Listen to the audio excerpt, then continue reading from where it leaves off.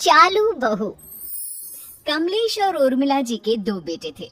बड़े बेटे का नाम था अंशुल और छोटे बेटे का नाम प्रदीप। दोनों की शादी हो चुकी थी।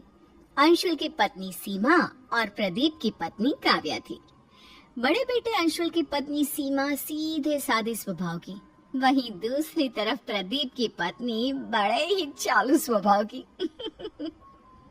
मम्मी जी, मैंने किचन का सारा काम कर दिया है, नाश्ता बन गया है। आपको जब भी खाना हो मुझे बता देना। ठीक है बहू, थोड़ी देर के बाद मैं तुम्हें बताती हूँ। तभी काव्या रसोई में पहुँचती है और वहाँ पर नाश्ता देखती है।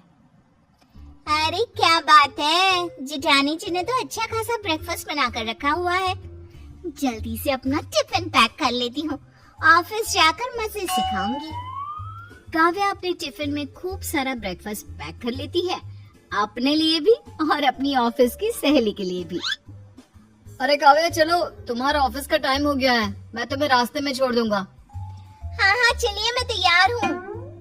थोड़ी देर के बाद, सीमा बहू मेरे लिए नाश्ता ले आओ।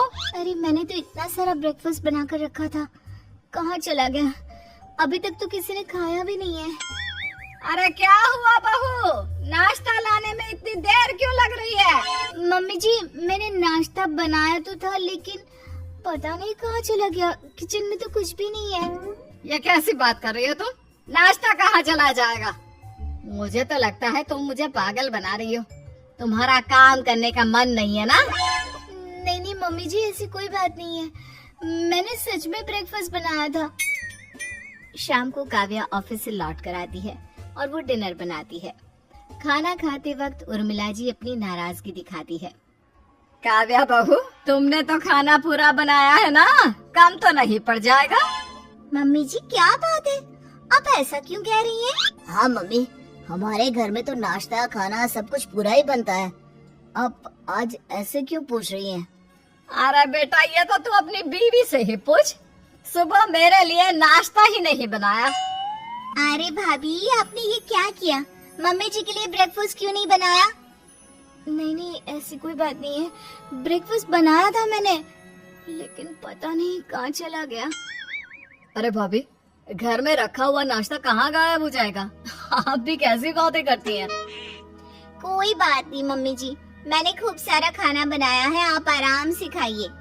हो सकता है भाभी का मन ना हो नाश्ता बनाने का, सीधे सीधे तो वो आपसे कह नहीं सकती, क्यों भाभी?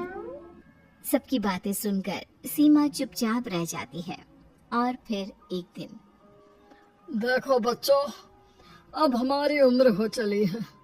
हमारी जो भी जमा पूंजी है, मेरा मतलब है कि तुम्हारी माँ के गहने वगैरह, हम चाहते हैं कि वो अब हम तुम्हें दे दें। अब तुम लोग उनकी देखभाल करो और अपने पास रखो। लेकिन पापा आप है ना सब संभाल कर रखने के लिए। अरे पापा जी ठीक है तो कह रहे हैं, कल को भगवान न करे उनकी तबीयत ऊपर नीचे हो जाए, कुछ हो जाए।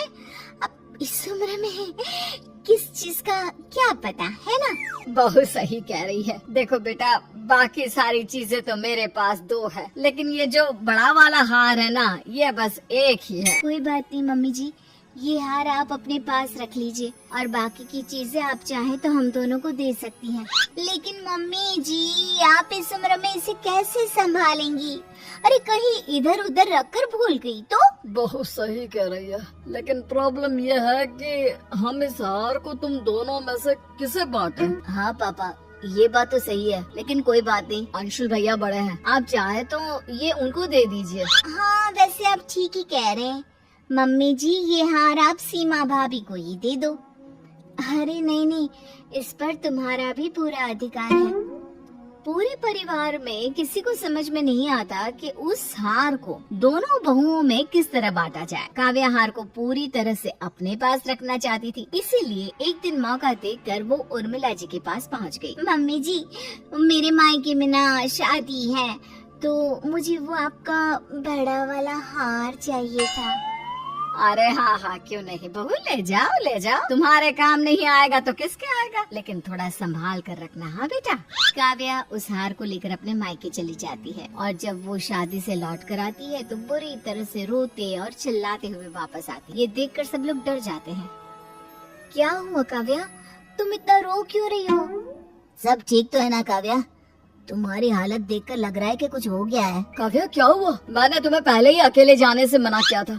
क्या बताऊं, रास्ते में किसी ने मेरा पर्स छीन लिया और उसमें से मम्मी जी का बड़ा वाला जो हार था ना। आप सब प्लीज मुझे माफ कर दीजिए। हे भगवान, ये सब क्या हो गया? वो हार तो बहुत महंगा था। मम्मी जी मुझे माफ कर दो, चोर ने मेरी गर्दन पर चाकू रख दिया था। अगर मैं उसे वो हार नहीं देती तो वो मुझे मार देता। अरे कोई बात नहीं बहू, हार तो बहुत आ जाएंगे। भगवान का शुक्र है कि तुम ठीक हो। हाँ ठीक कहते हैं आप। अगर हमारी बहू को कुछ हो जाता तो। तुम हार की चिंता मत करो काव्या, हम दूसरा हार बनवा लेंगे। तुम अपना ख्याल रखो। कुछ दिनों के बाद एक दिन अचानक काव्या की मम्मी काव्या के ससुराल आ जाती है। उस वक्त काव्या अपने ऑफिस में थी। कैसी है समधन जी? बहुत दिन हो गए, सोचा आपसे मिलकर आती हूँ। अरे बहुत अच्छा किया। और बताइए सब ठीक है ना? हाँ जी सब ठीक है। ये काव्या ना एक पैकेट मुझे दे गई थी जब शादी में आई थी। पहले तो मुझे पता ही नहीं था इसमें क्या है, लेकिन जब खोलकर देखा तो कुछ कीमती सामान था, इसलिए सोचा सही समय पर उसे वापस दे देती हूँ। अच्छा, जरा दिखाइए क्या है इसमें। उर्मिला जब उस पैकेट को खोलकर देखती है तो उसमें वही वाला हार निकलता है जिसके लिए काव्या ने कहा था कि वो चोरी हो गया है। जब काव्या ऑफिस से लौट कर आती है।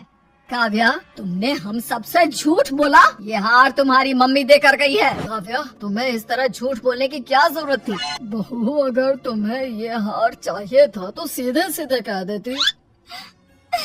मुझे माफ कर दीजिए, मुझे लगा कि मैं अपनी चालाकी से हार खोने का नाटक करूंगी और फिर वो हमेशा के लिए मेरे पास ही रहेगा। और मुझे क्या पता था कि मेरी अपनी मम्मी ही मेरी चालाकी को सबके सामने इस तरह खोल कर रख देगी। I am sorry.